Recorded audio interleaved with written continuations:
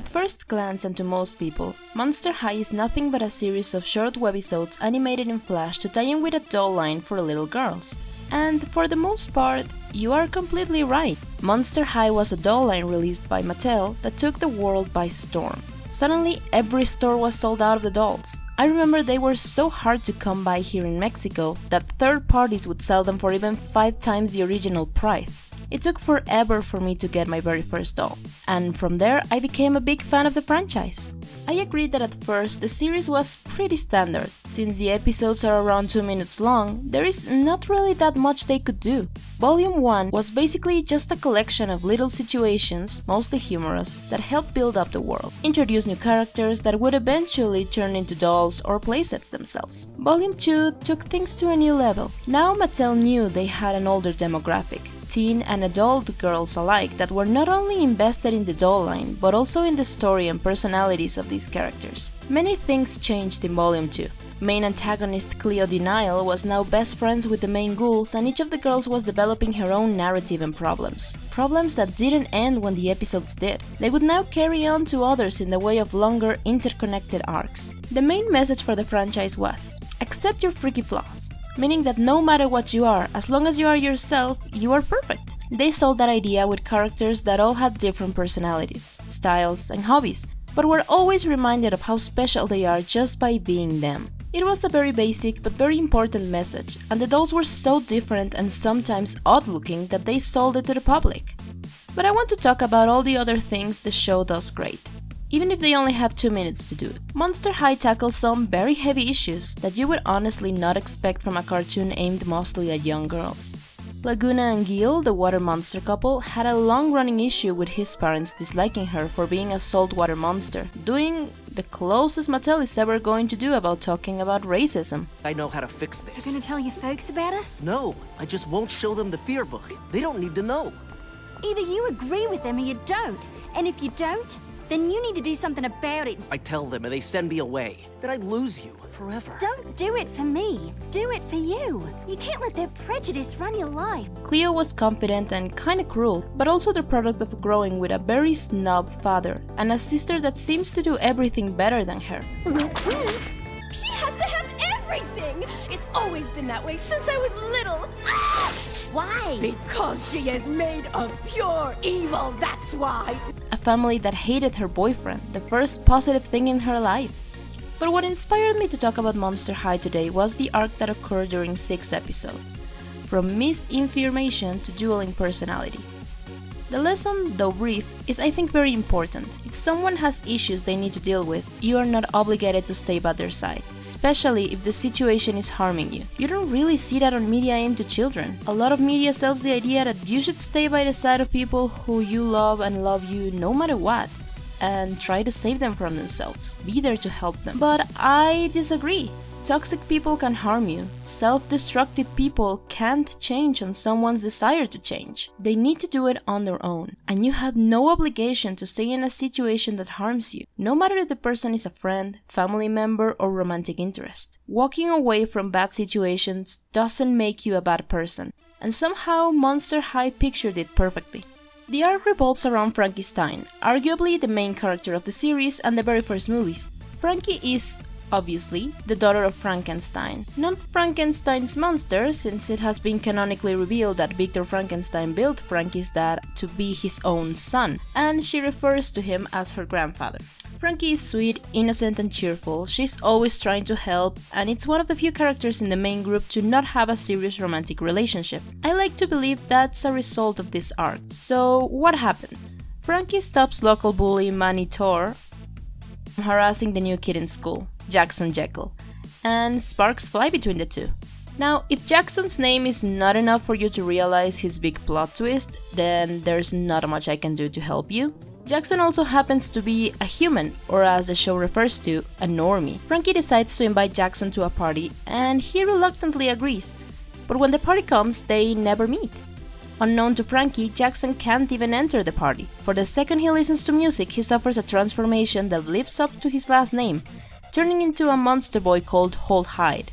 Holt is actually a very popular DJ on Monster High, and he goes to the party managing to flirt a bit with Frankie at the same time. Disappointed of Jackson, she is happy to enjoy the attention. However, she is still very much into him, and when she confronts him about standing her up, he apologizes and invites her to the movies. She's more than happy to go, but her friends decide to tag along. Bored out of their minds in the middle of a silent movie, they decide to play some music, and that triggers Jackson, who runs away, once again leaving Frankie alone and quite confused.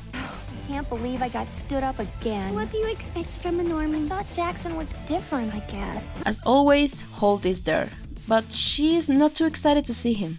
This episode, though, gives us a very important piece of information. Neither Jackson nor Holt know that they share the same body. What is happening to me?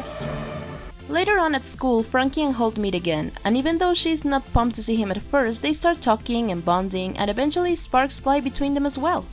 He invites her to hang out and she agrees. They go to the beach, they go to the mall, they share their music. It's very cute actually. At this point, it's quite clear that the show has no intention to shame Frankie for liking two guys. After all, she's not really in a relationship with any of them, so there's not really a problem with her just hanging out with them at the same time. Her crushes are mostly encouraged by her friends. But after she witnesses a zombie fight for Gulia, she is afraid that at some point Jackson and Holt will end up having a confrontation over her and hurting each other. My fist plus your face equals epic win. Poindexter, your math is wrong! Yeah! I gotta figure out what to do. Pretty much on her own, she decides that she needs to pick one of them. She talks to her friends and slowly realizes that relationships are complicated. Laguna is sad Gil's family moved him to a different school to keep him away from her. Good for you. Some of us are lucky if we can find one, much less get his parents to accept us or even keep him in the same school. But two boys? Good on you, mate. I'm very happy for you. Draculaura has to share Claude with his many litters of siblings. How many brothers do you have? Which litter? Hey, we're a big family. You want to date a wolf, it comes with the territory. And Cleo is in the middle of trying to prove Juice is having an affair with Operetta. You make my life complete. Our love is stronger than concrete. Excuse me, Frankie. I have a boyfriend to destroy in a very public way. All the drama only convinces her that there is no need to make things harder and just pick one boy to date. She goes back and forth trying to pick, and we get to see the things she likes about both boys. She likes how Jackson is cute, smart, and gentle, but she also likes how Holt is full of life, flirty, and fun. In her own words, they are tearing her apart. Try to catch me. You two are tearing me apart. She finally decides to break up with Jackson, but just then it's revealed to all that he and Holt are indeed the same person. This comes as a bitter surprise to Frankie and to Jackson and Holt themselves. She tries her best to help them get along by recording them so they can talk to each other, but the more they do, the more she is tired of it going nowhere, and now she is trapped in the middle. She is so stressed out that she's tearing her stitches out. She is literally falling apart. And that is when she walks out. They have issues they need to solve, and Frankie tried to help but can't handle them anymore, and she doesn't have to. As she very wisely puts it, You're breaking up with us. Yes. Well, no. Don't think of it as breaking up. I'm just hitting pause. Until you two get your act together, there's no room for me. Oh. they have things they need to figure out, a whole dynamic that they need to build, and Frankie cannot be a part of that. I think that is such a healthy thing to show. As much as you may care for others, you have to put your well-being first. No matter how much she liked or how she could manage to love them both, they need to find a way to coexist before they can exist with someone else. We are not always encouraged to do selfish things like care for us first. I know I'm guilty of not caring for myself enough, so it's nice to see it reflected in something that at first sight seems so shallow as a Monster High cartoon.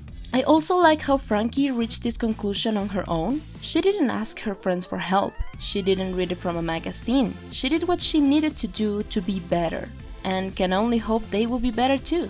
It's not her responsibility to fix them, it's not her place to do so. And she tried anyway because she cares. But this problem is way bigger than she is. And walking away was the best option for her own sanity. Nobody shames her for it. They don't argue against it or get angry at her. They understand and they move on. Seriously, you guys have to start communicating. I want you to start texting, and when you work it out, I'll still be here. Oh, it ain't right. Okay? Okay, Yeah, alright. Now there's only so much you can do for these on 2-minute episodes, but I think they did a great job with it. Not a lot of media for kids would show that you can just live an unhealthy relationship and that it's fine to do so. There is no dramatic consequence for it either. They aren't terribly depressed without her and she doesn't feel guilty for it. What had to happen, happened.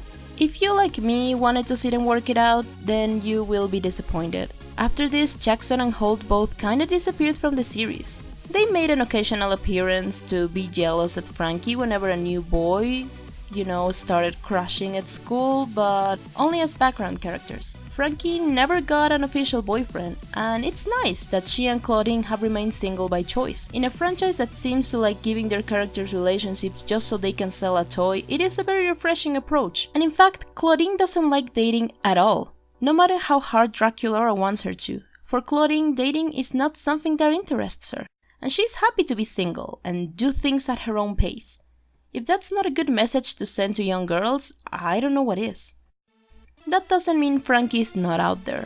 Most movies give her a romantic interest, like Nathan, a guy who is half unicorn, half zombie, and that is very clever to me. A guy who has a double nature but actually knows how to work and live with it.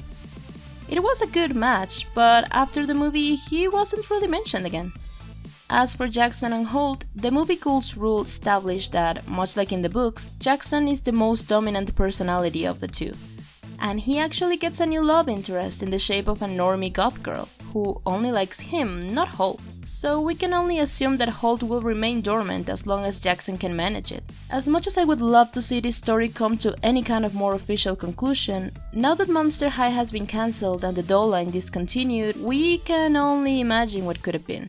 But I am taking many good things with me, and the idea that my own mental health is worth walking away from romance is not a bad thing to take from an animated YouTube series. If you want to watch the entire Monster High web series, it is available on the Monster High YouTube channel. I would recommend staying far, far away from the reboot show and movies.